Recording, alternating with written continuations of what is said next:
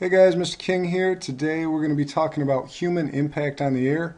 We've been talking about different ways humans affect our environment, and we've talked about how we impact the land and how we impact water. And today we're going to talk about the impact on the air. And this is probably the most crucial one because we breathe the air on a daily basis. And so what we do in polluting the air is make it very difficult for us to live a healthy life. So we're going to talk about where that air pollution comes from and what that involves. So first off, what do we burn? In order to make this air pollution, we have to be burning something to put the air pollution in the air. Most air pollution results from the burning of fuels, and we burn a lot of fossil fuels in order to create electricity. And we've talked in class about how in order to create electricity, most power plants have to boil water by burning something. Now, whether you're burning coal or whether you're burning wood or whether you're splitting uranium atoms to create heat, the most common form is by burning coal. And when you burn coal, it produces air pollution. When you burn that, the coal goes up in the air, or the residue from the burnt coal goes up in the air, and it causes a lot of air pollution. And so most of the air pollution we have is from the burning of fuels, which is the direct result of using electricity. And so if we can reduce the amount of electricity we're using by keeping your lights turned off, or maybe only having a television on in one room, and your parents have probably always said, turn your light off when you leave your bedroom. If you can do all those things, it causes there to be less air pollution indirectly because no coal needs to be burned to power your house. And so you can all do a lot of small things which can really reduce that. So sources of pollution that go in the air. The two biggest sources are factories and cars. And cars produce from their exhaust coming out of the back end of the car, and then factories are from burning different things. And those two things contribute to a huge amount of air pollution each year. If we did not have factories or cars, we would have really clean air. But since we do need those different factories to produce different goods, and we do need cars for transportation, one thing we can work on is making them more efficient and making them able to produce less air pollution. So we have this group called the EPA, which stands for the Environmental Protection Agency, and their job is kind of to monitor the effects humans have on the environment and to see what they can do to make it better.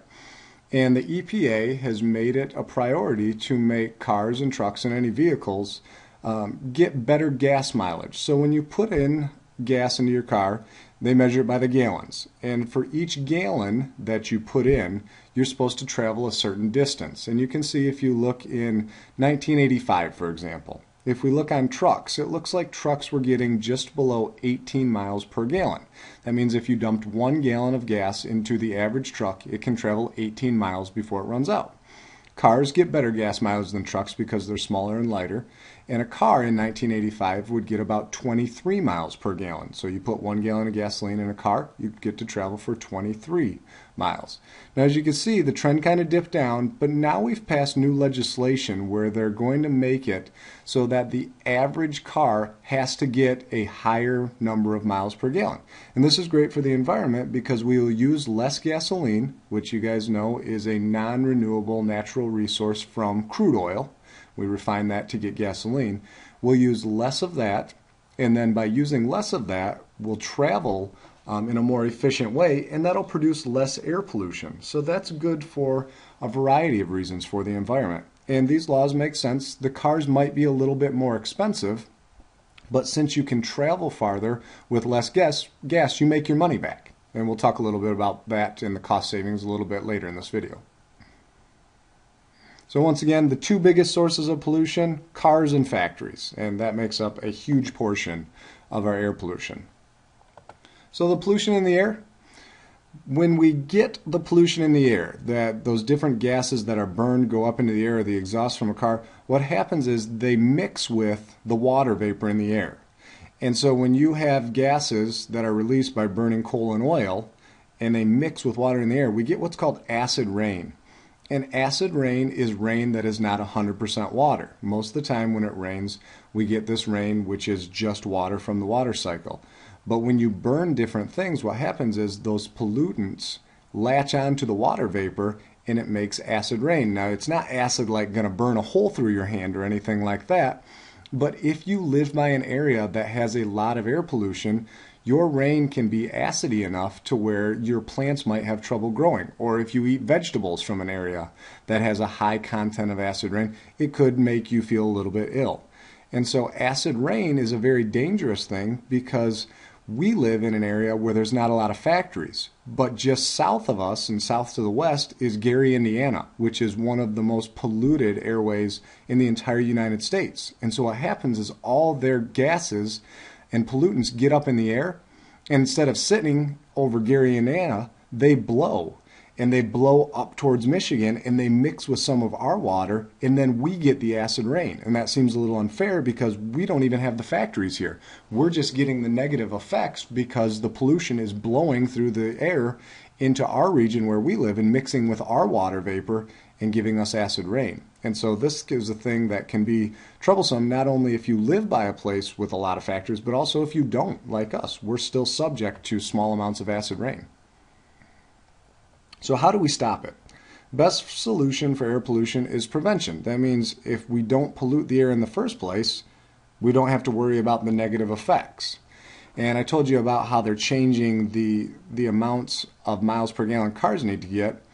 So here's kind of a small example. So you guys have all been on the highway before and seen semi-trucks. And semi-trucks transport all kinds of different goods from place to place. And so it says a new tractor trailer that's like a semi, fuel economy is 10 miles per gallon by 2017. The current semis get an estimated 6.5 miles per gallon. So you can see the newer ones will be more fuel efficient. You get to go farther off 1 gallon. Now the increase in purchase price, it's going to cost $44,000 more to buy a semi that gets 10 miles per gallon than one that gets 6.5 miles per gallon. Now you might be thinking, holy cow, $44,000, that's a ton of money to buy a car or buy a semi-truck that does the exact same thing. But if you look underneath that, then you can see the annual fuel reduction. That's how much less fuel the semi-truck would need to use a year, 7,000 gallons, because it's going farther on each gallon. And so if you calculate that out and say a semi-truck is going to drive 120,000 miles per year and gas is approximately $3.50 per gallon, that's a saving of $24,500 in 1 year. Just by switching to a more fuel-efficient semi-truck, you save that much money in 1 year. And so time to recoup your investment, even though you paid $44,000 extra, you're going to make your money back in 2 years. And after 5 years, then you have a $56,000 increase in the amount that you save because you're not spending money on gas. So even though you have to pay more money up front, right when you buy the semi-truck, it costs more. Over time, you make it back a lot sooner. And for cars, we have like a Prius, which is a hybrid car, which uses a lesser amount of gas or maybe sometimes electricity, a combination of those. But a Prius can get almost twice as many miles per gallon as the average car. And so even though you might have to pay a little more up front, over time you will end up saving money and it'll be good for the environment. So it's a great investment over time to get one of those more fuel efficient cars. So what can you do? Obviously you guys don't really have cars yet, but when you do get to go buy a car, maybe you can get a fuel efficient one. But you guys can limit the amount of energy used at home. Support the use of renewable energy sources such as sunlight. So instead of having the lights on in your house, just open a window and let the sunlight come through. When you brush your teeth, instead of letting the water run nonstop, stop it and then only turn it on when you need to get your toothbrush wet. Instead of having 4 televisions on in your house at once, sit together as a family, watch 1 television. That'll save down on the amount of electricity you use, which, as you guys know, that reduces the amount of air pollution because less coal is being burnt to create that electricity. And so there's lots of little things that you guys can do around your house to make the world a better place. So here's some other ones.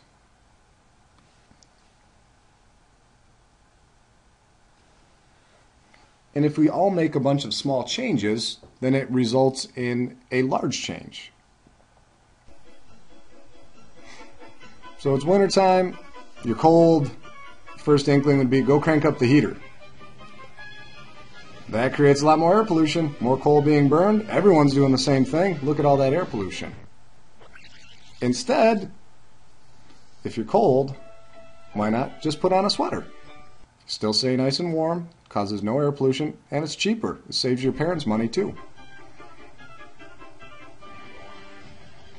Now you can see this car exhaust, one of our biggest polluters of air pollution, kind of going up in the air as you sit and wait.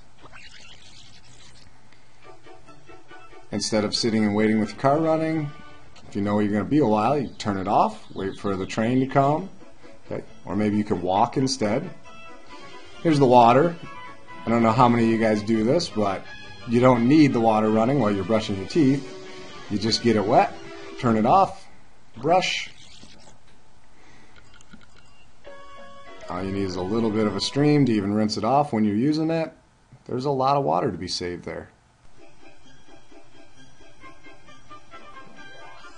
So instead of turning on lights when you need to see,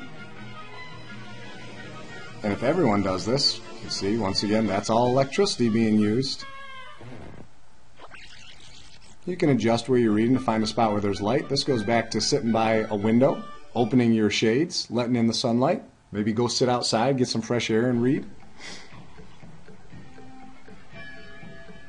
This is more about our garbage. Okay, over time we use lots and lots of garbage, and now average American 4 pounds of garbage a day. Obviously that's going to end up bad for the world here.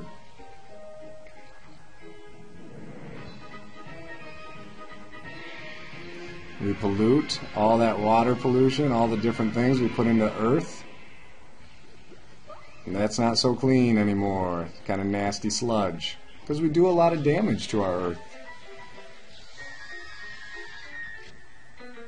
And we're so used to using electricity and turning things on that a lot of times you don't think of the simple small changes you can make.